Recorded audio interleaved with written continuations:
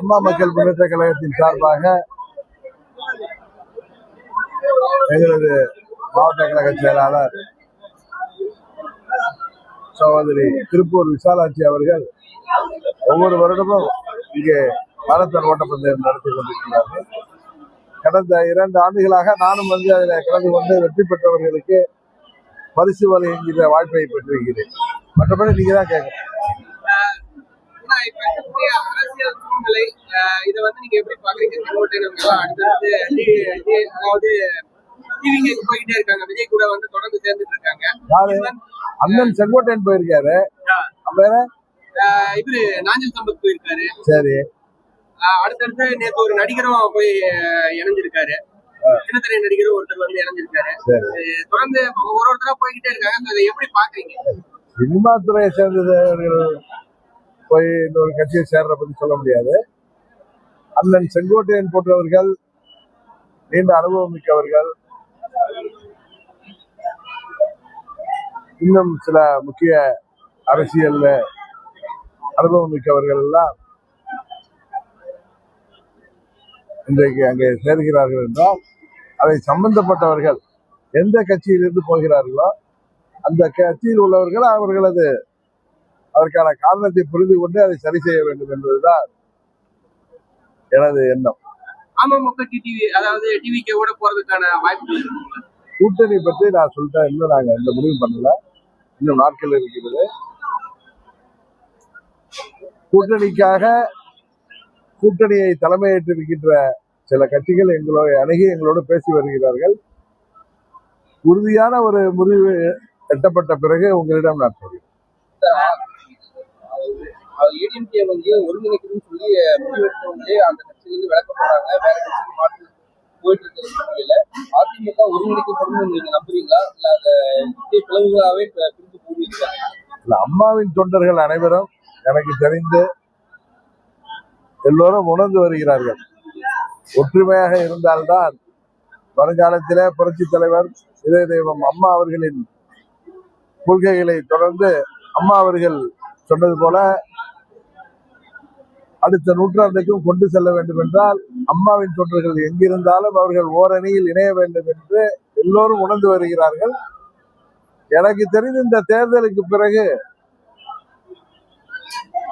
தேர்தல் முடிவுகள் கொடுக்கின்ற பாடத்திற்கு பிறகு தூங்கிக் கொண்டிருப்பவர்கள் அல்லது தூங்குவது போல் நடிப்பவர்கள் மீண்டும் புரட்சி தலைவர் கண்ட அதே சட்டத்திட்டத்தோடு இயக்கத்தை உருவாக்குவதற்கு ஒருங்கிணைவார்கள் என்று நம்புகிறேன். இந்த தேர்தலில் வந்து ஒன்றிணைந்து வாய்ப்பு இல்லை.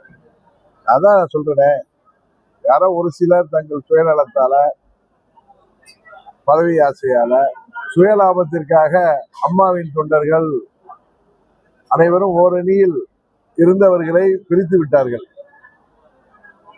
ஒன்று அவர்கள் திருந்த வேண்டும், அல்லது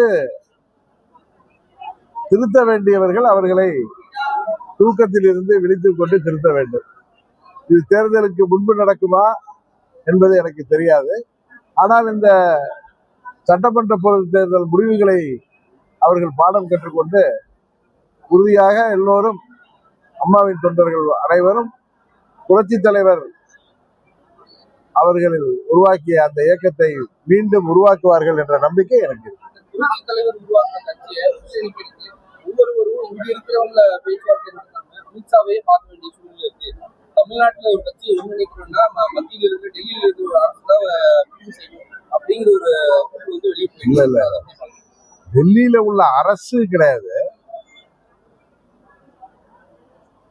அம்மாவின் இயக்கம், புரட்சி தலைவர் கண்ட இயக்கம், அம்மாவின் தொண்டர்கள் எல்லாம் ஓரணியில் இணையணும்னு பாஜகவை சேர்ந்த முக்கிய தலைவர்கள் 21 தேர்தலையும் முயற்சி செய்தார்கள். அதுபோல இப்பொழுதும் முயற்சி செய்கிறார். ஒரு கட்சியில கருத்து வேறுபாடுகள் இருக்கும் பொழுது அவர்களே எப்படி பேசி தீர்க்க முடியும்? இன்னொரு மத்தியஸ்தர் தேவை என்கிற முறையில இன்னொரு கட்சியை சேர்ந்தவர்கள் கூட்டணிக்காக எல்லோரும் ஒற்றுமையில் இருக்க வேண்டும் என்று பேசுவதை நான் தவறாக நினைக்கவில்லை. இது தலையிடுவதாக நான் நினைக்கவில்லை, மிரட்டுவதாக நினைக்கவில்லை. அதிகாரத்தை வைத்து மிரட்டுவதாக எல்லாம் சில பேர் சொல்கிறார்கள். ஊடகத்துல டிபேட்ல பாக்குறோம். யாராவது ஒருவரை நட்பு ரீதியாக டெல்லிக்கு அழைத்து அவர் போய் சென்று வந்தால் அவரை மிரட்டிய கூப்பிடுகிறார்கள். அப்படிலாம் கிடையாது. ஒரு ஒரு கட்சியை சேர்ந்தவர்களுக்குள் கருத்து வேறுபாடு இருக்கும் பொழுது அதை அதில் கூட்டணியாக அந்த கட்சி ஒன்றுபட வேண்டும் என்று நினைப்பவர்கள் அவர்களை கூப்பிட்டு பேசி சரி செய்ய முயற்சிப்பது ஒன்று, மிரட்டுவதோ என்பது கிடையாது, இல்லது ஆம்டிஷ் பண்ணுவதோ கிடையாது என்பதை மாத்திரம் இந்த நேரத்தில் சொல்லுகிறேன். நட்பு ரீதியாகத்தான் அவர்கள் அணுகி பேசியிருக்கிறார்கள்.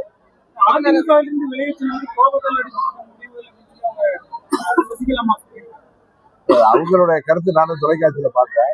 அண்ணன் செங்கோட்டையன் அவர்கள் 53 ஆண்டுகள் அந்த இயக்கத்துல புரட்சி தலைவர் காலத்திலிருந்து கடந்த 3 மாதங்கள் வரை அங்க இருந்தவர் தான். 21 தேர்தலுக்கு பிறகு, 24 பாராளுமன்ற தேர்தலுக்கு பிறகு எல்லோரும் ஒற்றுமையாக இருந்தால்தான் மீண்டும் அம்மாவின் கட்சி ஆட்சிக்கு வர முடியும், அம்மாவின் தொண்டர்கள் ஒன்றிணைய வேண்டும் என்ற முயற்சி எடுத்தார். அதை விரும்பாதவர்கள் அவரை கட்சியை விட்டு நீக்கிறார்கள். அதுக்காக வீட்டில் போய் படுத்துட்டு இருக்க முடியுமா? அவர் 50 ஆண்டு அனுபவம் உள்ளவர், இன்னும் இளைஞரை போல சுறுசுறுப்பாக இந்த 78 வயதிலும் தேனி போல் செயல்படக்கூடியவர். அவர் போய் வீட்டில் போய் படுத்துட்டு இருக்க முடியாத போர்வையை போட்டுக்கிட்டு. அதனால இதற்கு அவர் அந்த தவறுகளை செய்பவர்களை திருத்துவதற்கு நாம் ஒரு வழியிலே முயற்சி செய்தால் அவர் வேறு ஒரு வழியிலே சென்றிருக்கிறார் என்றுதான் அதை எடுத்துக்கொள்ள வேண்டுமே தவிர அவர் கோபதாபத்தில் எடுத்த முடிவாக நான் கருதவில்லை. 2 மாதங்களாக அவர் பொறுத்திருந்து நன்கு ஆலோசித்து, இன்னொன்று உங்களுக்கு எல்லாம் தெரியும், நீங்களாம் அந்த பகுதியை சேர்ந்தவர்கள், அண்ணன் செங்கோட்டையன் அவர்கள் ரொம்ப நிதானமானவர், மென்மையானவர். அவர் நிதானமாக யோசித்துத்தான் அந்த முடிவை எடுத்திருக்க வேண்டும் என்றுதான் நான் நினைக்கிறேன். அதிமுக விலகிட்டு ஆலமரத்திலிருந்து இலைகள் போல, அதனால அதிமுக பாதிப்பு கிடையாது. அதிமுக இருந்து விலகி செல்வதில் ஆலமரத்திலிருந்து உதிர்ந்த இலைகள் போல, அதனால அதிமுக எந்த வித பாதிப்பு கிடையாது, அது ஆலமரம் போன்றது அப்படின்னு அமைச்சர் செல்லூர் ராஜு சொல்லியிருக்காரு. அந்த செல்லூர் ராஜு ஏதாவது காமெடியா அதை பேசிட்டு இருப்பாரு. இலைகள் உதிர்ந்து போச்சுன்னா அதை பத்தி நீங்களா கேட்க போறது இல்லை. பல விழுதுகளாக இருப்பவர்கள், அந்த மரத்திற்கு உறுதியை கொடுப்பவர்கள், இன்றைக்கு செங்கோட்டையன் போன்றவர்கள், இது போன்ற பல பேர் இன்றைக்கு விருதுகளாக இருக்கக்கூடியவர்கள் தான் போயிருக்காங்க. அதை அவருக்கு அது புரியலன்னு நினைக்கிறேன். சரி, காலம் அவருக்கு புரிய வைக்கும். 16ஆம் தேதி விஜய் ஈரோட்டுக்கு வந்து பிரச்சாரம் செய்யறதுக்கு அனுமதி கோரியிருக்காங்க. தமிழ்நாடு அரசு அவங்களுக்கான அந்த அனுமதியை வழங்குவது நினைக்கிறீங்களா? உறுதியாக அந்த நாம்ஸ் எல்லாம் பின்பற்றினா உறுதியாக கொடுக்கலாம் செய்வார்.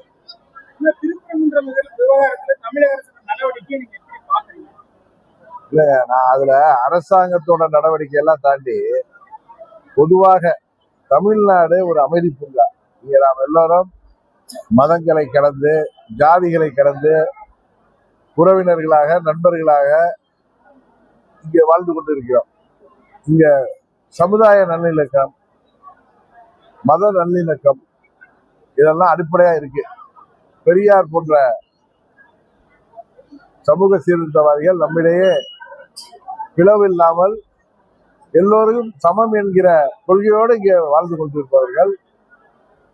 இதுல மத நல்லிணக்கத்திற்கோ, தமிழ்நாட்டின் அமைதிக்கோ, கடவுளின் பெயரையோ, மதத்தின் பெயரையோ, ஜாதியின் பெயரையோ யாரும் பயன்படுத்தி சுமூகமாக தீர்க்கப்பட வேண்டிய விஷயங்களை அதை அரசியல் படுத்தி தேவையற்ற பிரச்சனைகள், கலவரங்கள் உருவாகாமல் அனைத்து கட்சிகளை சேர்ந்தவர்களும், நாங்கள் உட்பட எல்லா கட்சிகளை சேர்ந்தவர்களும், இயக்கங்களை சேர்ந்தவர்களும், அமைப்புகளை சேர்ந்தவர்களும் பொறுப்போடு செயல்பட வேண்டும் என்பதுதான் அம்மா மக்கள் முன்னேற்ற கழகத்தின் நிலைப்பாடு. இதுதான் தமிழ்நாட்டு மக்களின் விருப்பம் கூட.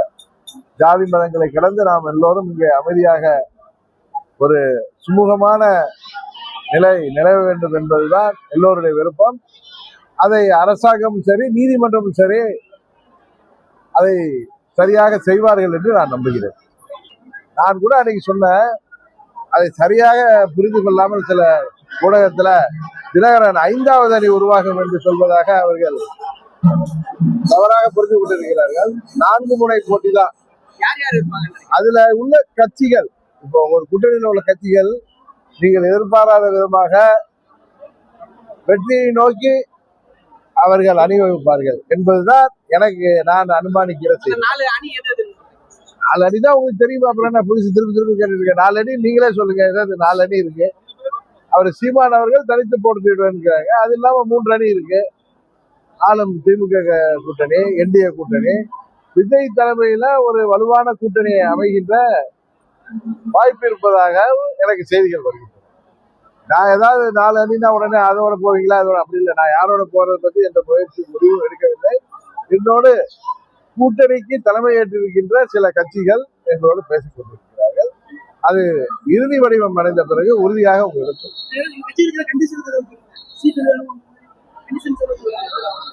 ஒரு அம்மா மக்கள் முன்னேற்ற கழகம் ஒரு அரசியல் இயக்கம், ஒரு கூட்டணியில நாங்கள் எங்களுக்கு தகுதியான வேட்பாளர்கள் போட்டியிட வேண்டும் என்கிறது இயற்கையான ஒரு எதிர்பார்ப்பு தானே. வேற ஒன்றும் கண்டிஷன்லாம் யார்கிட்டையும் நாங்கள் போடுகின்ற பழக்கங்கள் கிடையாது.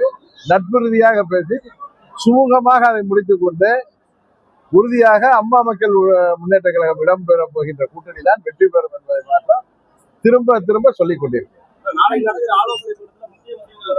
யாருங்க?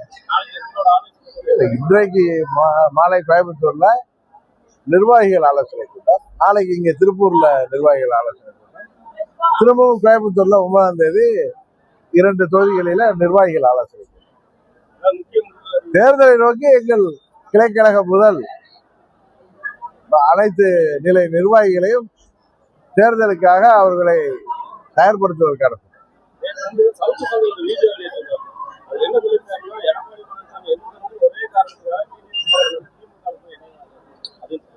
சவுக்கு சங்கர் சொல்வதற்கெல்லாம் அதே சவுக்கு சங்கர் 2 மாதத்துக்கு முன்னாடி அதே நீங்க என்ன பேசலாம்னு தெரியும். அதனால அவர் சொல்வதற்கெல்லாம் எனக்கு நல்ல நண்பர் தான், எனக்கு அறிமுகமானவர் தான். அவர் எதற்காக அப்படி பேசுறாருன்னு தெரியல. அவர் ஒரு ஆதரவு நிலை எடுத்திருக்கிறதுனால எல்லாரும் எடுக்கிற அவசியம் இல்லை. எங்க நிலைப்பாட்டை அவர் புரிந்து கொள்வார்.